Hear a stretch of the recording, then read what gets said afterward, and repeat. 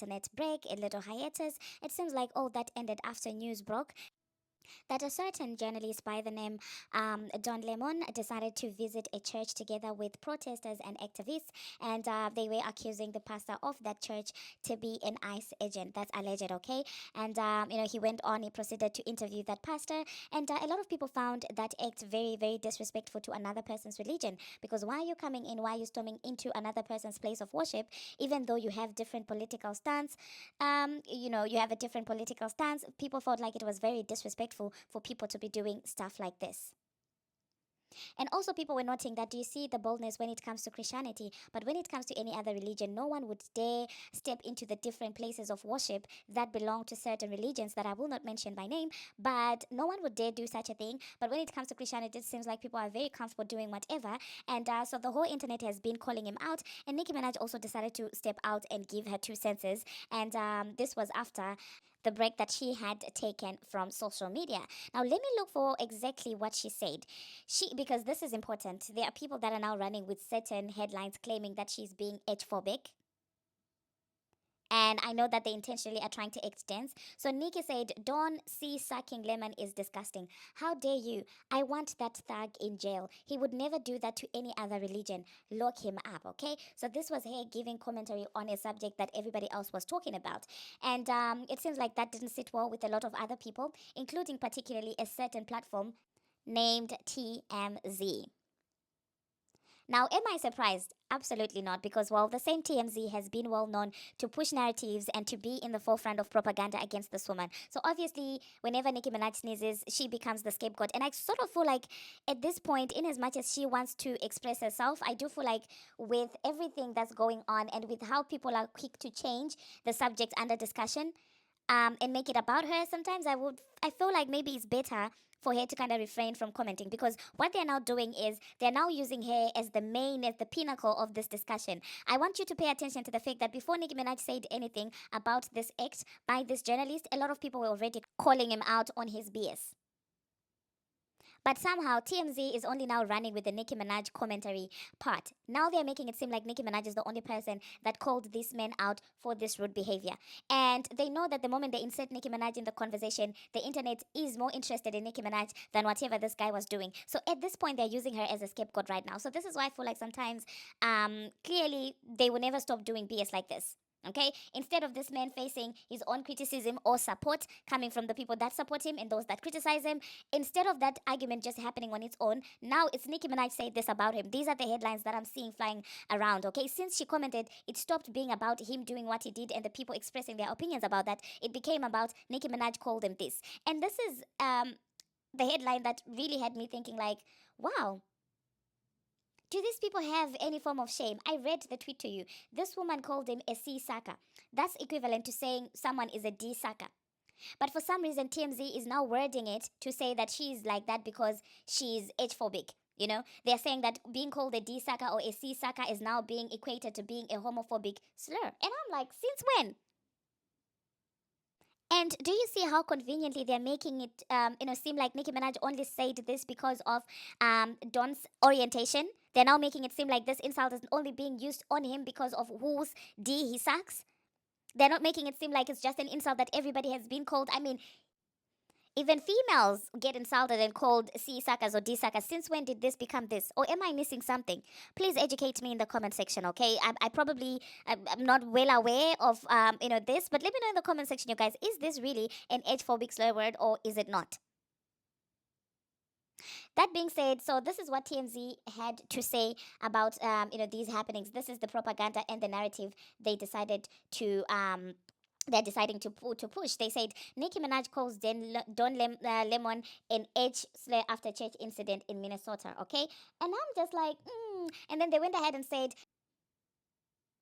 Nicki crashed out on Dawn after the former CNN anchor live streamed a news report from City's Church in St. Paul, where a bunch of demonstrators had interrupted the Sunday service to protest the presence of immigration and customs enforcement agents in the state. Several media outlets have reported the pastor of the church allegedly has ties to ICE.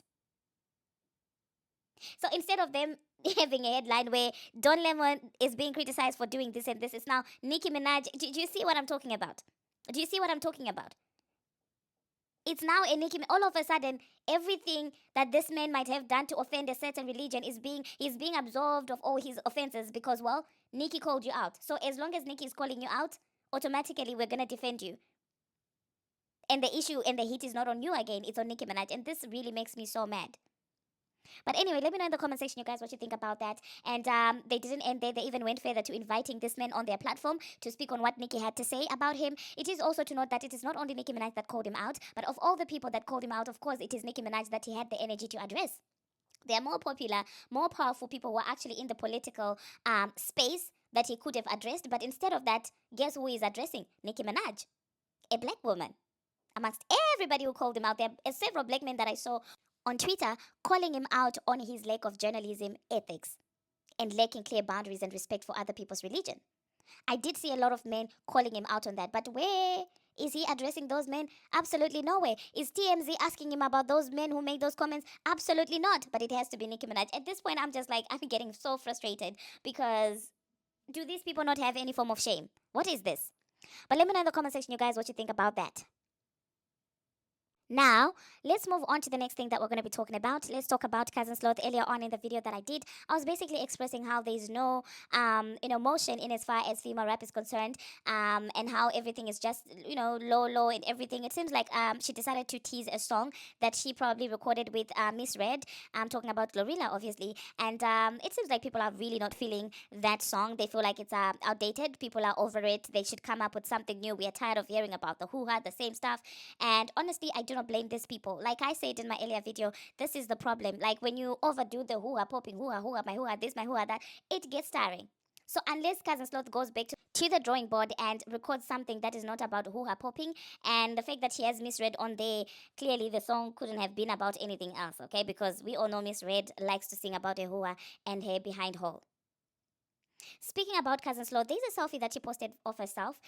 She is looking absolutely good, I'm not gonna lie. But people have kind of been noticing how her face is changing. And some people feel like, well, she's at that, spot where, in that place where you've done enough. You don't need to continue touching your face. Because the thing about plastic surgery is it can be addictive. You will start by wanting to tweak just your nose, and you're like, okay, let me get a little bit of Botox. And then you're like, okay, let me get this filler, let me get that, let me get that, until you have redone everything on your face. And most of, the time, when you overdo it, when you do almost everything, when you touch every part of your face, yeah, that's a recipe for disaster. I actually saw someone commenting that she has to be careful before she starts looking like her cousin. I'm talking about at Volvo BBO, obviously. But let me know in the comment section, you guys, are you feeling the new face that Cousin Sloth has? Personally, I feel like it's still in a, it's in a good place. And when it comes to Cousin Sloth and her nose job, I kind of understand why she had to go under the knife, because you guys were constantly bullying her about her nose, and I don't like that. I don't like how you were doing her.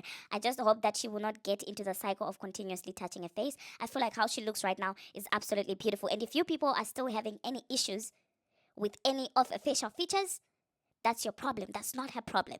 Okay? She doesn't have to listen to you, and she doesn't have to continue going under the knife. Now, let's move on to the next thing that we're going to be talking about.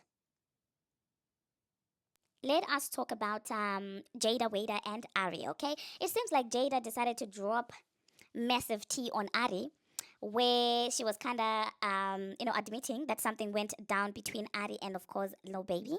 And, the internet was kind of in shambles, saying that, oh, well, this is why, the energy between them has been standoffish, blah, blah, blah, blah.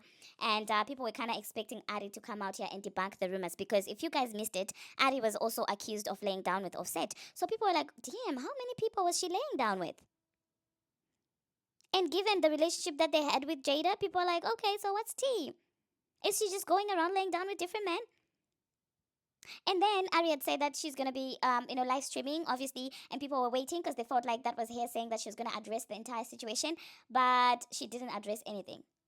So that is making people also believe that, well, maybe it's actually true and she doesn't have anything to say in her defense. She doesn't, she cannot deny because it's probably true and all of these things. And some people are defending her. They're saying that, well, there was no reason why Jada had to mention that at all, because what's the point? He's, the man is your ex. You're not together currently. So what was the reason for you to drop all that tea? It's irrelevant now. Let me know in the comment section what you think about Ari and Jada, and of course this entire little triangle.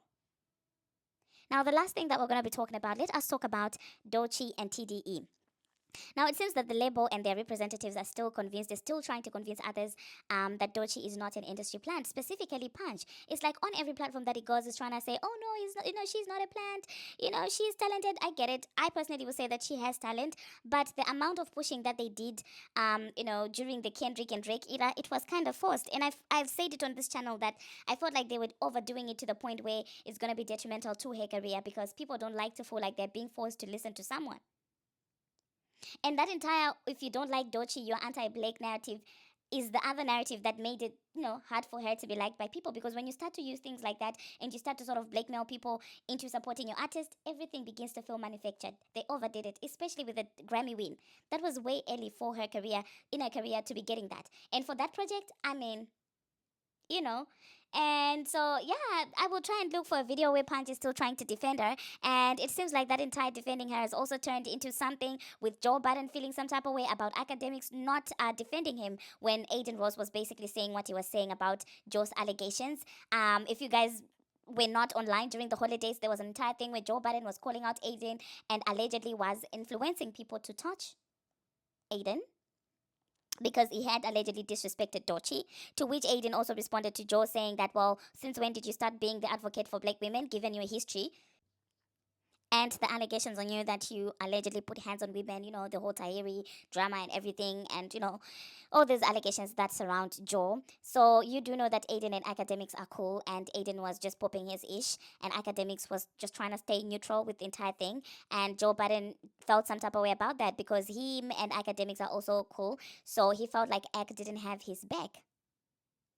Now, I'm no fan of academics. I call him that demics, but I would say that that man gets dragged left, right, and center in Joe's presence. But I haven't seen him defending academics, not once. So I find it weird that he all of a sudden wants academics to speak on his behalf and to defend him when he doesn't do the same for academics. There's something about Joe, man. Like, there's really something about him that's just like, I'm looking at him like, I don't know.